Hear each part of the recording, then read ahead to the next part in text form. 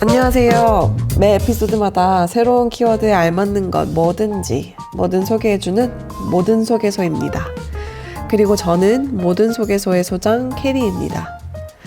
이번 에피소드의 키워드는 편지입니다. 최근에 손으로 쓴 편지 받아보신 기억 있으세요? 요새는 카톡도 있고 이메일도 있고 사람들에게 연락하고 안부를 묻는 방법들도 다양해지고 쉬웠지만 저는 아직도 손으로 쓴 편지만큼 반가운 게 없는 것 같아요.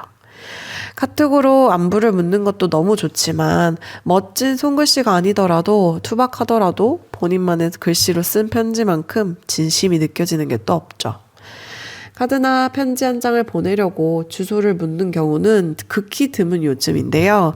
그렇게 주소를 묻고 우편 번호를 찾아서 적고 우체국을 가는 수고로움을 좋아합니다. 편지를 처음 쓰던 글씨체와 볼펜으로 꾹꾹 눌러 쓰다 보면 힘이 다 빠져가지고 뒷부분에 힘겨워서 보이는 글씨체의 차이도 좋아합니다.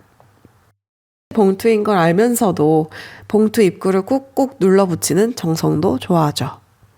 저는 어렸을 적부터 누군가에게 메모, 쪽지, 카드, 편지 등을 남겨놓는 것을 좋아했어요. 롤링페이퍼에도 늘 진심으로 열심히 꾹꾹 써내려갔던 저인데요. 별것 아니라고 생각하며 제가 썼던 쪽지가 수취인에게는 큰 의미가 됐었을 때도 있고요. 편지를 받고 몇 년이 지난 후에도 아직도 제가 준 편지가 집에 있다고 말하는 사람들이 종종 있었어요. 포스트잇 하나에 화이팅이라는 세 글자여도 손글씨로 적혀진 종이를 보면 버리지 못하는 저. 차곡차곡 쌓아둔 편지를 모아두는 박스가 하나 있는데 그 박스 안을 자주 들여다보지는 못하지만 쌓여있는 편지를 보면 말로 표현하지 못할 여러 가지 기분들이 기억들과 함께 켜켜이 쌓이는 것 같았거든요. 저는 편지를 쓸 때에는 받을 사람을 생각나게 하는 카드나 그 사람과 어울릴 법한 편지지나 카드를 찾는 것도 좋아합니다.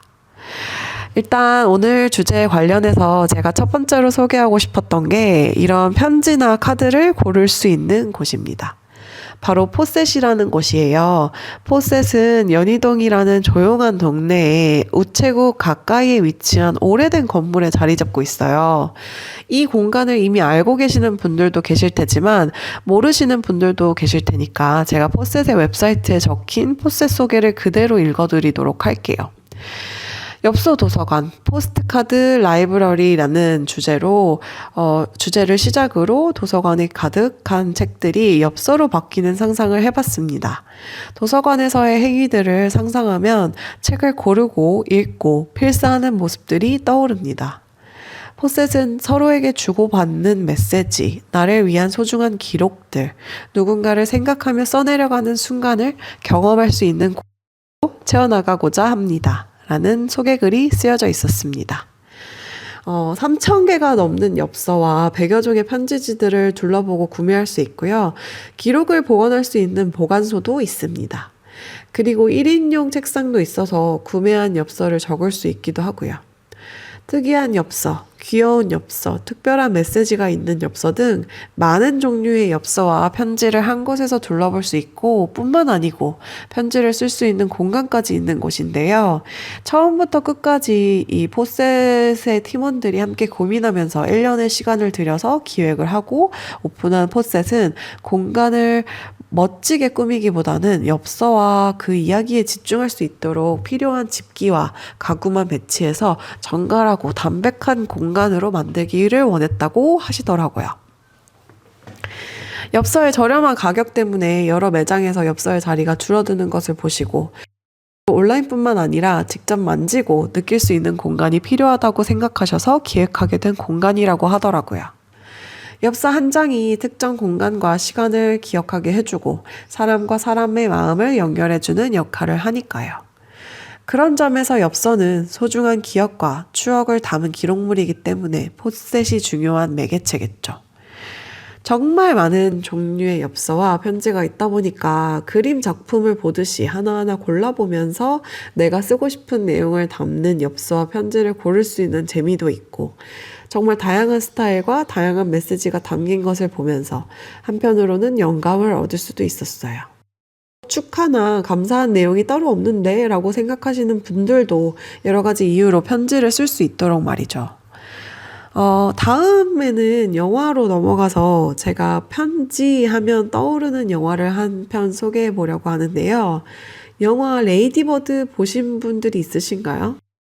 영화 프란시스 하로 유명한 배우 그레타 거윅이 처음으로 단독 연출을 맡은 작품이기도 합니다. 영화 레이디버드는 주인공의 성장을 다루고 있는데요. 주인공 레이디버드가 대학, 이름, 옷차림 등을 놓고 엄마 마리온과 갈등을 겪는 모습이 자주 나옵니다. 레이디버드는 자신을 독립적이고 자신감 있는 젊은 여성으로 포장하려고 하죠. 그녀가 스스로 지은 레이디버드라는 이름도 관습에 대한 반항을 나타내기도 해요. 레이디버드는 반항하고 싶어 하지만 어머니의 인정을 갈망하기도 합니다. 그녀는 사람들이 자신을 좋아하는지 신경 쓰지 않는 척하지만 사실은 부유하고 인기 많은 학교 친구들의 인정을 갈구하죠. 학교 뮤지컬 오디션에 지나치게 노력을 하긴 하지만 친구가 주연을 맡게 되자 무의미한 일이라고 무시해버리기도 해요. 그녀의 꿈과 욕망 속에서도 그녀의 취약성이 드러나는데 이는 많은 사람들이 공감할 수 있는 부분입니다. 우리는 모두 인정을 받고 싶어하고 확언을 듣고 싶어 하잖아요. 영화 레이디버드를 보면서 마치 제 유년 시절이 떠올라서 더욱더 몰입하면서 봤는지도 모르겠어요. 누구보다 엄마를 사랑하지만 엄마에게 내가 받고 싶은 형태의 사랑과 관심을 갈구하던 한국에서 고등학교를 졸업하고 미국으로 떠나는 길이 기대감과 설레임만으로 가득했던 하고 싶은 걸 열심히 하지만 막상 내가 원하는 대로 흘러가지 않아서 속상했던 그런 시간들이 있었거든요. 그런 시간들이 떠오르게 하는 영화였습니다. 저도 크리스틴과 엄마의 유대 관계를 보면서 엄마와 딸의 관계는 전 세계 어딜 가든 다 비슷하구나 이런 생각이 들기도 했어요. 편지라는 주제에 왜 이 영화를 소개해주지? 라고 의아해 하시는 분들이 꽤 있을 텐데요. 저는 이 영화에서 나오는 엄마의 꼬깃꼬깃한 편지가 너무 기억에 많이 남더라고요. 영화 후반부에 레이디버드가 어머니 마리온이 쓴 여러 장의 편지를 발견하게 되거든요. 리갈패드에 쓰여진 편지이긴 하지만 완성된 편지는 아니에요. 엄마 마리온이 썼던 이 편지들은 마리온이 전달할 용기를 내지 못해 결국에 버려졌던 것들이었고 남편 레리가 이를 몰래 레이디버드의 짐에 넣어두었다는 사실을 레이디버드는 알게 됩니다. 는 이미 42살에 입양된 오빠 미구엘이 있었고 임신을 아예 포기할 즈음에 가지게 된 레이디버드에게 넌 기적이야 라고 적혀 있거든요. 또한 화내서 미안하다는 내용도 여러 장에 걸쳐서 쓰여 있죠. 편지를 계속 다시 쓰면서도 딸이 철자나 문법으로 지적을 할까봐 주지 못했다고 남편에게 솔직하게 털어놓습니다. 여러 장의 편지마다 엄마가 지어준 크리스틴이라는 이름이 아닌 스스로 지은 레이디버드라고 쓰여 있는 게 참 묘하더라고요. 편지의 내용은 조금씩 다르긴 하나 결국에 엄마에게는 기적 같은 딸이고 사랑한다는 속뜻은 같았죠. 다른 분들은 어떤 장면이 뜻깊게 다가왔을지 모르겠지만 엄마 마리온의 편지 부분을 보고 눈물이 핑 돌았던 것 같아요. 버드에서 나온 편지처럼 저도 엄마의 편지를 받았던 적이 있었는데요. 제가 편지 관련해서 소개하고 싶은 게 아까도 잠시 얘기했지만 제가 미국으로 떠나 있었던 시간이 있었거든요.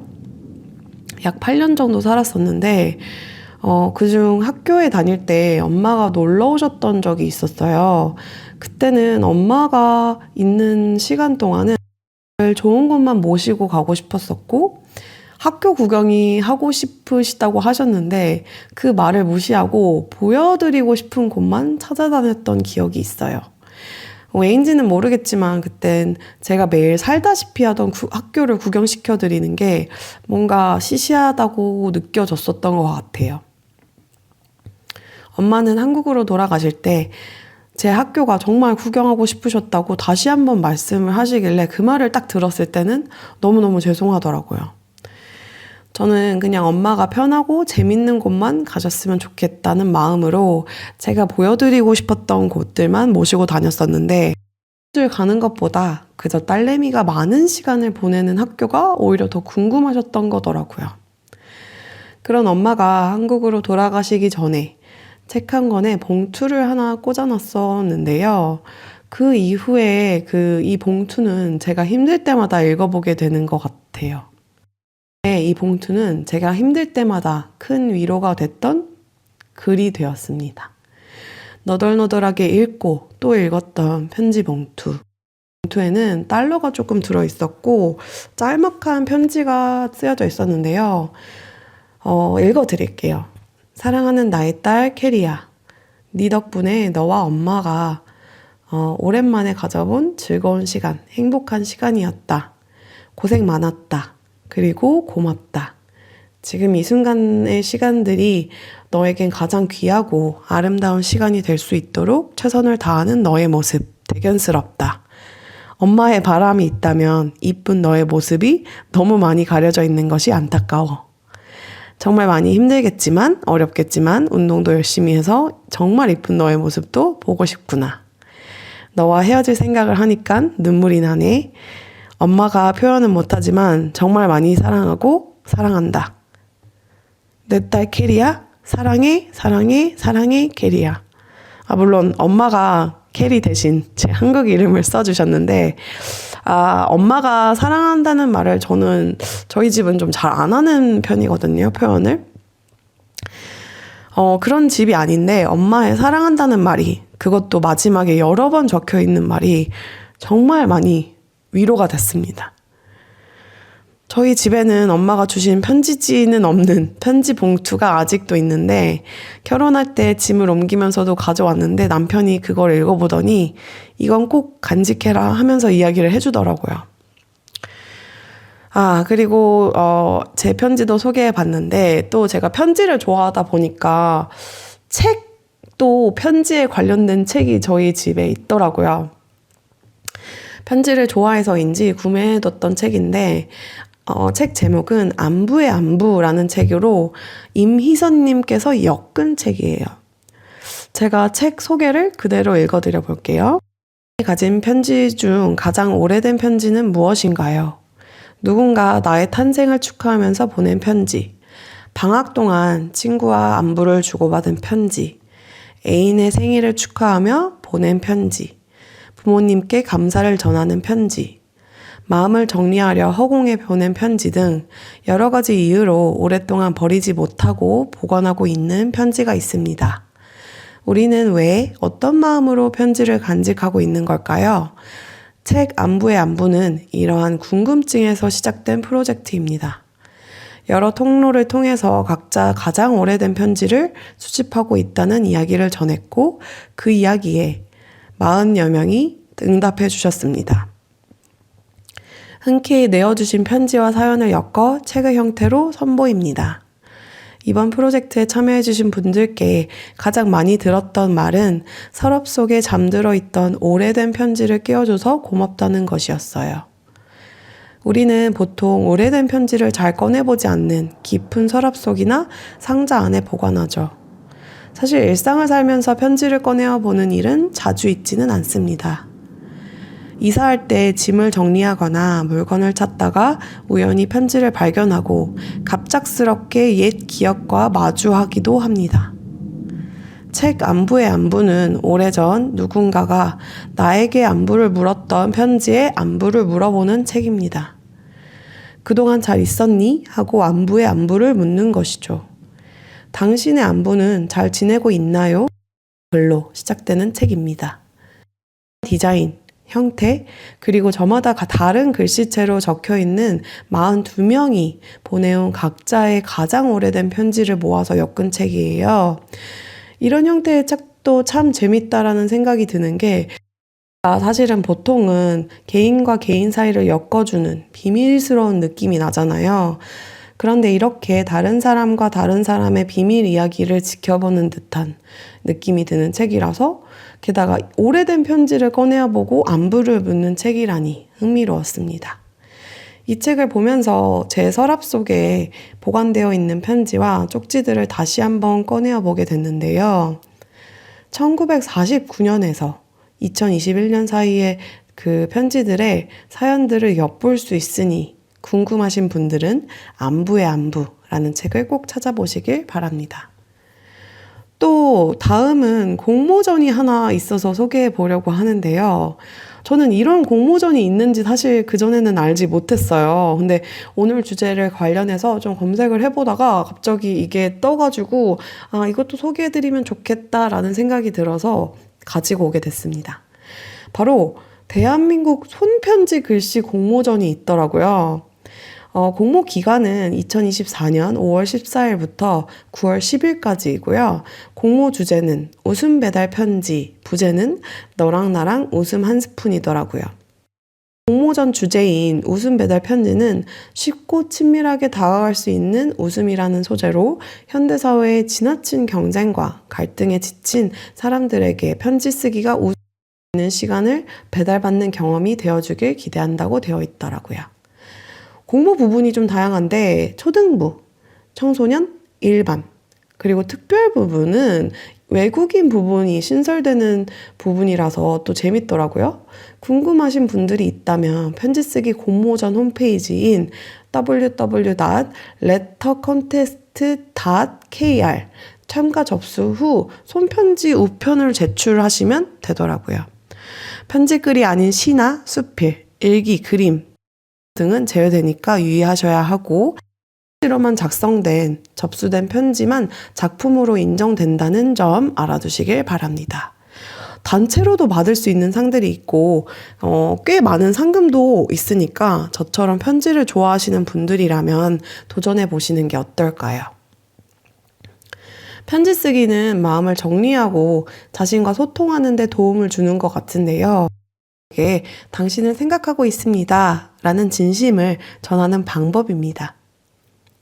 제가 편지를 그래도 꽤 쓰다 보니 나름의 팁이 있는데 마지막으로 좀 소개해 볼까 합니다. 제 첫 번째 팁은 아주 솔직하게 쓰는 겁니다. 꾸밈 없이 본인이 하고 싶은 말들을 그대로 글로 적어내는 것만큼 멋진 편지가 없더라고요. 특히 편지에 뭘 써야 되는지 모르겠다고 하시는 분들이 꽤 있는데 특정한 주제가 없다면 본인의 일상이나 이야기 등을 이야기하는 것, 편지 쓰는 순간에 어떤 일들이 벌어지고 날씨는 어떤지 나는 무슨 생각을 하고 있는지 적는 것만으로도 충분히 멋진 편지가 됩니다. 기술 발전과 빠른 소통이 일반화된 현대사회에서 편지 쓰기는 천천히 생각하고 글을 쓰는 과정에서 내면을 탐구할 수 있는 좋은 행동 같아요. 제게는 일종의 치료법이기도 합니다. 본인의 생각을 자유롭게 표현하고 개인적인 이야기를 나누면서 본인에 대해서 더 잘 알 수 있게 해주니까요. 오늘은 여기까지 편지에 대한 모든 소개소였습니다.